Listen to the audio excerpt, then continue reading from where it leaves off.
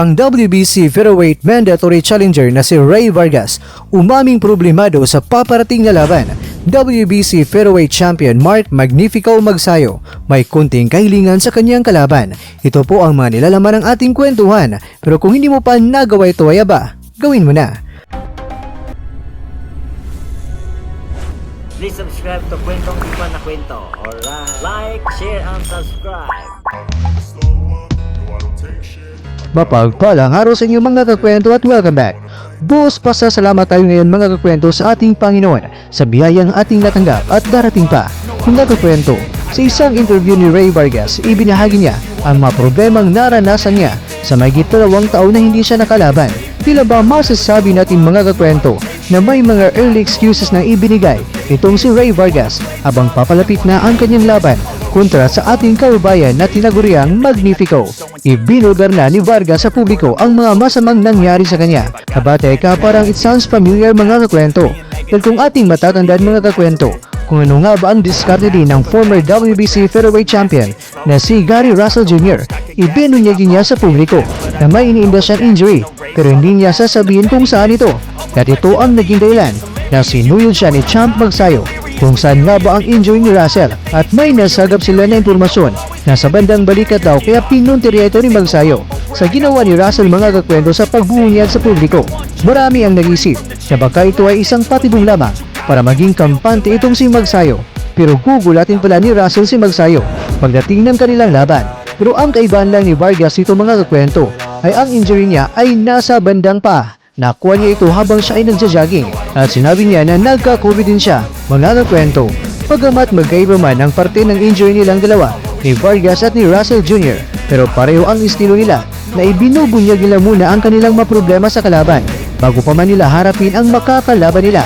Pero marami man ang nagsasabi na pabor kay Magsayo ang nangyari kay Russell dahil ang injury niya ay nasa balikat kaya kayang-kaya daw niya itong puntiryahin. Ang problema lang dito kay Vargas mga kakwento dahil nasa kanyang paa. Hindi pwedeng patamaan ito ng suntok maliban lang kung aapakan ni Magsayo ang paa ni Vargas. Pero syempre, hindi pwede yan. Pero kung ang batikang boxing analyst ng ating bansa na si Attorney Ed Tolentino ang ating tatanungin, hindi daw maganda ang footwork nitong si Vargas. Plus idagdag pa natin ang injury niya sa paa. Kaya mas lalong kayang-kaya daw na habulin ito ni Magsayo para paulanan ng mga suntok. Pero kung hindi nyo pa alam mga kakwento, na itong si Champ Magsayo ay nagkaroon din ito ng COVID bago ang laban niya kay Rigoberto Hermosillo sa taong 2020. Pero ang kaibahan lang nila ni Vargas at ni Magsayo, hindi sinabi ni Magsayo bago ang laban nila ni Hermosillo na may problema siya sa kalusugan para syempre hindi sasabihin ng ilan na nagdadahilan na para may rason na kung sakaling matalo man. Sinabi lang ito mga kakwento ni Magsayo pagkatapos ng laban nila sa panahong pinatikos na si Magsayo sa kapwa din nating mga Pinoy na hindi satisfied sa ipinakita ni Magsayo sa laban. Kaya doon na ibinunyag ni Magsayo na may problema siya sa kalusugan. Pero dahil naging okay na siya bago ang laban, pinayagan na ito ng mga promoters dahil negatibo na itong si Magsayo sa COVID. Kaya doon mga kakwento nangyari ang laban nila. Sa kwarto mga kakwento kung saan na-quarantine itong si Magsayo ay doon na lamang siya nagsasanay at wala pang mga equipment sa boxing na ginamit niya sa paghanda kontra kay Hermosillo. Pero ganun pa man, nalampasan pa rin ito ni Magsayo at naipanalo niya ang laban. Kung si Vargas mga kakwento ay binunyag na niya ang mga problemang dinanas niya bago pa man ang laban nila ni Magsayo. Pero mga kakwento, itong si Mark Magnifico Magsayo naman ay may kunting kahilingan kay Vargas na wag lang sana daw masyadong tumakbo sa laban dahil kung makikipagbasagan daw talaga ng mukha itong si Vargas, sinabi ni Magsayo na may mana knockout daw talaga sa laban. Itong si Vargas mga kakwento ay palagi daw itong tumatakbo at tumaatras sa laban.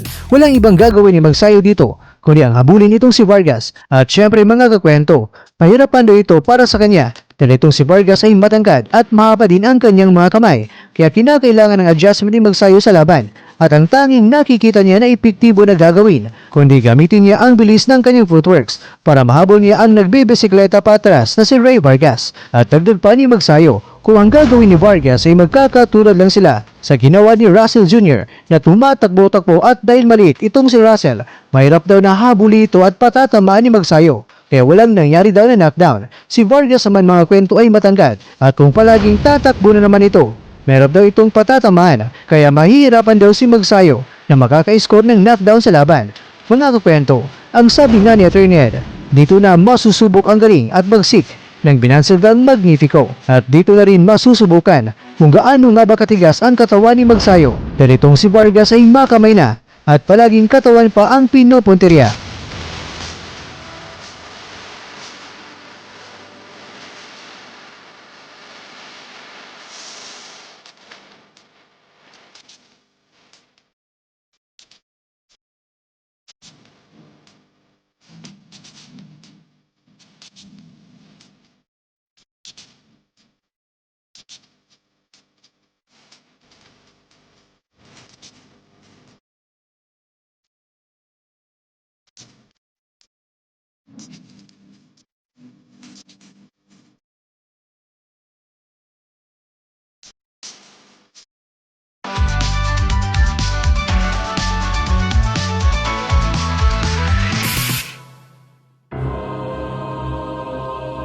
Mga kakwento, bumilib ka man kay Magsayo o hindi, pero sana handa kang lumuhod at magdasal na sana ay mananalo ang ating kababayan sa kanyang laban. Mga kakwento, si Mark Magnifico Magsayo na lang ang natitirang kampyong Pinoy sa boxing ngayon. Kaya kapit lang Idol Champ Magsayo, alam naming kayang-kaya mo yan. Kaya good luck, Champ Mark Magnifico Magsayo. Nasa likod mo lang ang suporta at dasal ng sambayanang Pilipino.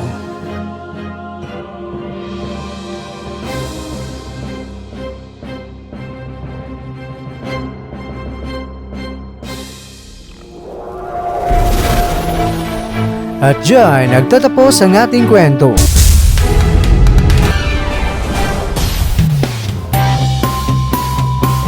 Maraming salamat mga kakwento sa inyong panunod. Pero mga kakwento ay baka naman ay nagustuhan niyo ang kwento natin ngayon. Baka pwede niyo po akong mabigyan dyan ng like. Pero bago tayo magtatapos sa mga kakwento, ay shoutout muna tayo dyan sa ating mga kakwento. Kay kakwentong Alexander Cruz, kay kakwentong Ruel Amago, kay kakwentong Edwin Cordero, kay kakwentong Roland Abalos, kay kakwentong Wilson Santos. At ikaw kakwentong nanonood ngayon, shoutout sa iyo dyan. Bueno, hanggang dito lang po muna ang ating kwentuhan at abangan nyo lang po ang ating susunod na video. At dito lang po yan sa isang channel na kung saan maaaring ito'y mga kwentong di pa na kwento sa inyo.